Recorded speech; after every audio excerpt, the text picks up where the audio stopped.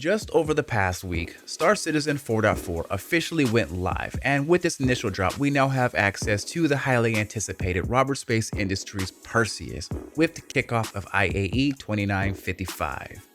During the initial drop, people are buzzing with positivity, talking about what they're enjoying about the initial patch. But there's also people who are voicing their concerns about 4.4. And let me tell you what, from my experiences, there is a lot of good and a lot of bad about this initial patch. But we're going to go over the majority of that today. But hey, I am the biggest bird in the verse, aka FC, and I'd like to welcome everyone new and old back to the channel for another episode of Squawk Tawk.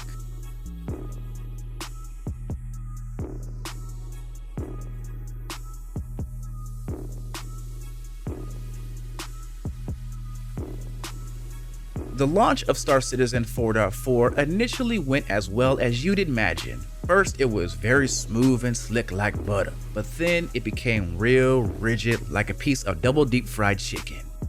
I got into 4.4 as soon as the patch released, and everything was very smooth. I was having next to no issues for the first hour of gameplay. I was even live streaming, just enjoying myself, interacting with the chat, telling you guys my experience, showing off the Perseus and all that other good stuff. But after that first initial hour, I noticed everything started switching up in my chat. People were coming into my chat saying that they were in 10,000, 20,000, 30,000 queue, hour-long to 3-hour-long wait list just to get onto the live build. I was tripping. After that first hour, server degradation started happening. Things were breaking left and right. My Perseus started breaking, and I noticed that the overall gameplay was just not as good as it was when it initially started. So much so, after I got off my live stream, I got a notification telling me that the servers were going down. CIG shut down the live build for about 3 hours of maintenance.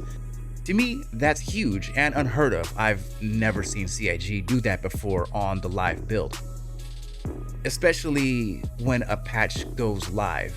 I knew a lot of things were still broken in Star Citizen 4.4 PTU, but I didn't know the extent of it to when it came to the live build, which is why CIG shut it down after they released it, only a few hours after its initial launch. The day after 4.4 went live, IAE 2955 began, and it was running just a bit smoother than the initial launch of 4.4. I was able to get in. The stuttering at Levski wasn't as bad as it was more smoother, but there was still a lot of jank left and right no matter whatever you did. I decided to mainly fly my Perseus for the day before I hopped on and began live streaming, and I was having major issues with that ship. Landing gear wasn't reacting, MFDs wasn't showing, and for some reason my torpedoes weren't blasting at all. I showed you guys many times live on stream that I was trying to shoot them, but they wouldn't shoot at all. I learned later on that it was just Nix for some reason. As soon as I left Nix, everything was running a lot smoother and a lot better. So everything in that system just wasn't working properly. I am now going to take a guess on what is going to happen from now to the end of IAE. I feel like every single day there is going to be a hot fix applied to the live build just because CIG has a lot of work to do. They really did drop 4.4 kind of in shambles, broken and cracked. It wasn't fully complete. It's, like a brand new piece of sidewalk. They lay it down nice and smooth, ready to walk on, but they forgot to remove a lump underneath of the concrete, so now there's a crack forming, which is, in Star Citizen's case, the bugs. There are bugs left and right, and we know it to be, but some of them are just absolutely ridiculous. The biggest one that I noticed happened to me and a few of my org mates in Levski, and that is when you're trying to land either in Levski's hangars or trying to dock. Docking can sometimes despawn your ship and send it into an unknown status. And also trying to enter your hangar at Levski can sometimes cause a black screen, which will destroy your ship and send you straight to the emergency room. If this happens, you lose everything on your ship and everything on your body, and it is not retrievable. So if you have any special gear or if you're doing the QV missions, then you're just out of luck and you're at a loss at whatever you had on your person or on your ship. That's the biggest bug I have noticed that I've seen in Levski. Other than that, everywhere else, Pyro Stanton seems to be running just fine, minus the showroom hall, which is overcrowded by players and a lot of ships and in-game assets. That alone does throttle the game in that particular shard, so be careful when you go over there because there's going to be a lot of jank and throttling. If I've heard from my org mates that it's not a fun place to be at. Everything's kind of slideshowy-ish over there at the showroom center, so again, just watch where you tread over at Orison.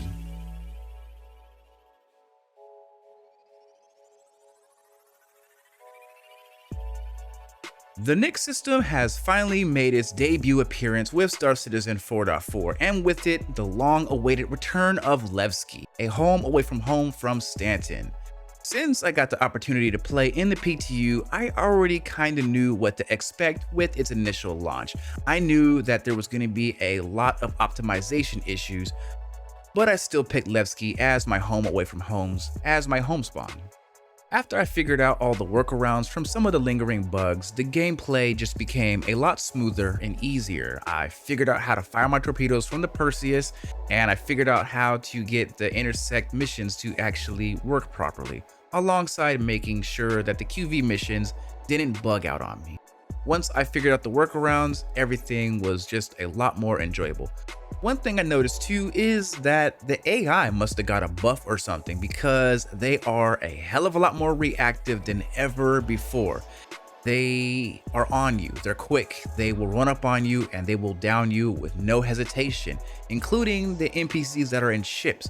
Once they see you, they are relentless, especially if there's 3 or 4 of them out there in a group. You really got to be on your toes out there. And I've been reading my comments. A lot of people have been getting smacked out there by these NPCs because they are now on another level and they're only going to get better and better and better with time. For someone who enjoys FPS combat, this pretty much does excite me and it checks a lot of boxes for me. I love doing these FPS missions knowing that the NPCs are a lot more reactive to my actions. If I down someone or if I shoot a bullet off in the distance, the NPCs are gonna notice it and they're gonna come after me and they're just so much more snappier. This makes me smile. This allows me to have a lot more fun just because of the challenge. Hopefully it does get tougher and harder because they are still currently too easy in my opinion.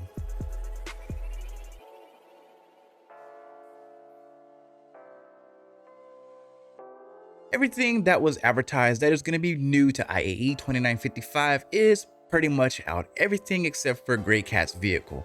We now have access to the brand new Robert Space Industries Perseus, the Drake Clipper, and now the Kruger Intergalactic L-22 Wolf, which has changeable weapons. A lot of people were speculative if the weapons on these ships are going to be changeable. The L-21 is ballistics and then the L-22 is lasers, but CAG has released some information stating that these weapons are now interchangeable. So everyone who believed that they were going to be bespoke and not changeable can rest a little easier. The Drake Clipper is getting a lot of praise and a lot of love. I see it in my comments. A lot of people in my comments were saying that they wanted to hate this ship, but they're saying that they love it instead. I am kind of in the same boat. I was telling myself, pass, but I'm actually enjoying it. It's decent for what it is. It looks like an E-mod and it's cool. It gets the job done. It 100% is a generalist ship. It's not a fighter, it's not a cargo runner, it's not a medical ship. It's just a little bit of everything, a jack of all trades, if you will. Also, this ship is probably going to be the very first ship that's going to have 3D printing built into the hull. As you guys know, on the second level, right next to the medical center, there is a room for 3D printing or crafting, if you will. So whenever blueprints comes online, that will also come online along with it, which means this may be one of the first iterations of ships and vehicles that is going to be capable of printing or crafting or whatever you want to call it. The R-Site Perseus. Wow. I've never seen so many of one particular ship flying around ever. Everywhere I go, doesn't matter. On the first 2 days of 4.4, Perseus is everywhere, no matter where I looked. And it's getting a lot of love. This is an amazing ship. It's really well designed, minus its small amount of flaws that it has. It just flies really well. It shoots really good and it just holds up. The PDCs do its work and it's just a fun ship to roll around with the homies and have some fun. It's cool. I enjoy it, and I know that you guys are enjoying it as well. The RSI Salvation is out, and to me personally, I don't know who that ship is for. I know it is supposed to be the entry level vehicle, but I'm kind of like, I think it's just a little bit too small. But yeah, I'm probably sure someone's gonna enjoy it. Not my cup of tea, but don't let that stop you from enjoying a vessel. The Drake Ox is a really cool ship. I can see it being a quick in and out ship to pick up cargo that's been lost or dropped. You just fly them quickly, activate this tractor beam, hook it up, get all your cargo, and then just fly away like in a sweeping motion, real quick and fast.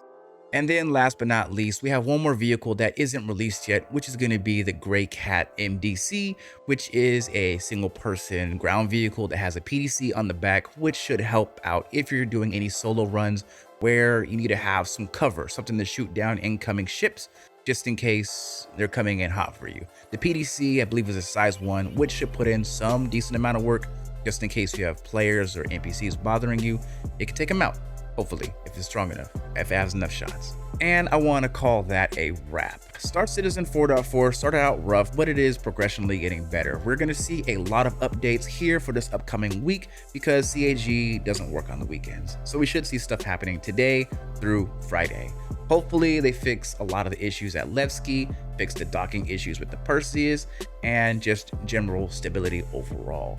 4.5 is going to be coming here soon. They made a post about it soon opening up to Evo PTU. So, once that drops, it's going to change the entire way how everyone plays the game. So when that happens, it happens.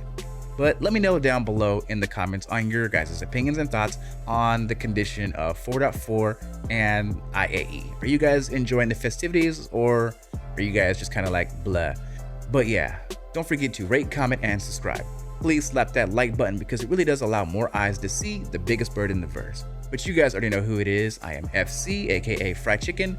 Big Bird out, and have a happy IAE.